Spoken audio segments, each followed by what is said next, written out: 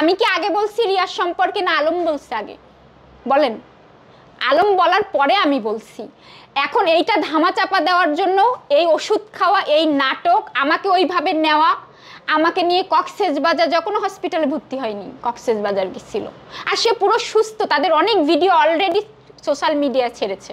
আমার সাথে 2-3টা ছবি তুলছে, দেখাবে যে আলমের সাথে তার ভালো সম্পর্ক। আমার সামনেই তারা, ভেতরে তো 3টা বেড, একই ইসের ভেতরে 3টা বেড, তারা ওই রুমের ভিতরে ছিল। আপনাদের যে বক্তব্য দিয়েছে ওই বক্তব্য বারবার রিয়ামণি আলমকে শোনায়, আর আলম আমাকে পিটায়, অনেক পিটাইছে। আমার এখানে চর, ঘাড়ে লাথি, মাজায় লাথি। এক পর্যায়ে না আমি ভয়ে, ওর মারের ভয়ে আমি সকালে একবার বেরোয় গেছি, পরে ও আমাকে ফোন দিয়ে বলছে তুই যদি যাস আমি এই কক্সবাজার আমি সাগরে নেমে যাব। আমি আবার ফেরত আসি, আমি 2 ঘন্টার মতো বিচে আমি ভিজি, ওই ভেজা অবস্থা আমি আবার ফিরি। তারপরে রিয়ামণি বারবার ওই ভিডিও দেখায় আমাকে আলম পিটায়। আমি তারপরেও যে অসুস্থ, ওর রাগ, যা হয় হোক। এক পর্যায়ে আমি ওর মার না খেতে পেরে আমি পালায় যখন দৌড়, আমি সেন্সলেস হয়ে পড়ি, তখন ওর অ্যাসিস্ট্যান্ট সেলিম পুরো মদ খাওয়া থাকে, ও কোলে করে নিয়ে ওর রুমে নিয়ে যায়। রুমে নিয়ে বলে যদি স্টাম্পে সই না দিস যে তুই মামলা উঠায় নিবি, আর তুই এগুলো সব ভাইয়ের বিরুদ্ধে মিথ্যা বলছিস, নাহলে তোকে। তখন আমি ওই পা ধরি, ওর ভাই রাকিব বলে কি যে না আপুর সাথে এইটা করা যাবে না। ওর রাকিব অনেক ভালো ছেলেটা। তখন আমি একটা স্টাম্পে সই দিচ্ছি ওদের, কারণ আমার ইজ্জত বাঁচাতে হবে তো, কারণ আমার একটা তাহলে কতটা খারাপ। হ্যাঁ, হোটেল রুমে আমি আলমের কাপড় ধুচ্ছি, খাবার এনে দিচ্ছি, পানি খাওয়াচ্ছি, সব আমি করছি।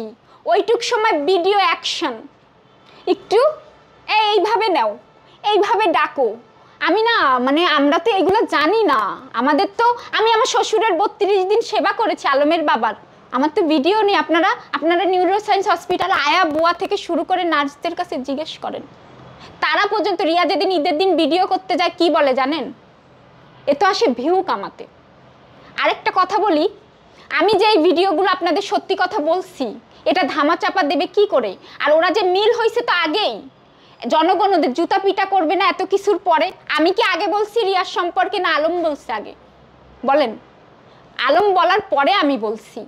এখন এইটা ধামাচাপা দেওয়ার জন্য এই ওষুধ খাওয়া, এই নাটক, আমাকে ওইভাবে নেওয়া, আমাকে নিয়ে কক্সবাজার যখন হসপিটালে ভর্তি হয়নি, কক্সবাজার গেছিল, আর সে পুরো সুস্থ। তাদের অনেক ভিডিও অলরেডি সোশ্যাল মিডিয়া ছেড়েছে। আমার সাথে 2-3টা ছবি তুলছে, দেখাবে যে আলমের সাথে তার ভালো সম্পর্ক। এটা পুরো মাস্টার প্ল্যান। আমার মনে করেন কি, আপনারা নিজেরাই বোঝেন, ওরা যা করছে আলম রিয়া এতদিন, পাবলিক কি ওদের ভালোভাবে নিচ্ছে? ওদের মেলাটা নিচ্ছে না।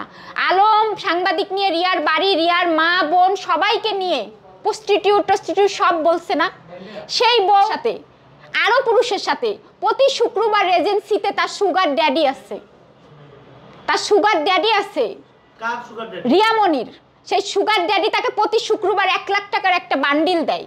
তাকে বসুন্ধরা সিটি ফুটেজ নেন, সেই সুগার ড্যাডি একটা নোহা গাড়িতে রিয়ামণির বাড়ির সামনে যায়, সেই গাড়িতে ওঠে রিয়ামণির জন্য আপনার মালটা, তারপরে মাছ রান্না করা, বিরিয়ানি, তারপরে হচ্ছে আপনার ডাব, তারপরে 2-3 লাখ টাকা শপিং। রিয়ামণির গলায় একটা মালা আছে, ওটাও ওই বসুন্ধরা থেকে কেনা। আপনারা যদি ফুটেজ নেন বসুন্ধরা সিটিতে, আমার কথা ভাই, আমাকে মানসিকভাবে ওরা টর্চার করে, তাই আমার এই অবস্থা। আমি সত্যি কথা বলি, ওদের মতো নাটক করি না আমি কেন আমার মামলা সেইটা চাপা দাও? রিয়া বলে আমার স্বামীর নামে মামলা, আমি বুঝে নেব, ওর সুগার ড্যাডি আছে, ওর তো জামিন হয়েছিল না। পেশকার সুগার ড্যাডি 2 লক্ষ টাকা দিছে, জামিন একেবারে না হয়ে গেছে, আলমেরই আছে। আমি ওই ব্যাপারেও আপনাদেরকে আমার কাছে, ওরা আমার মোবাইল ভেঙে দিছে, কিন্তু আমার আরও একটা মোবাইলে রেকর্ডিং আছে। আপনারা আমাকে পেয়েছিলেন?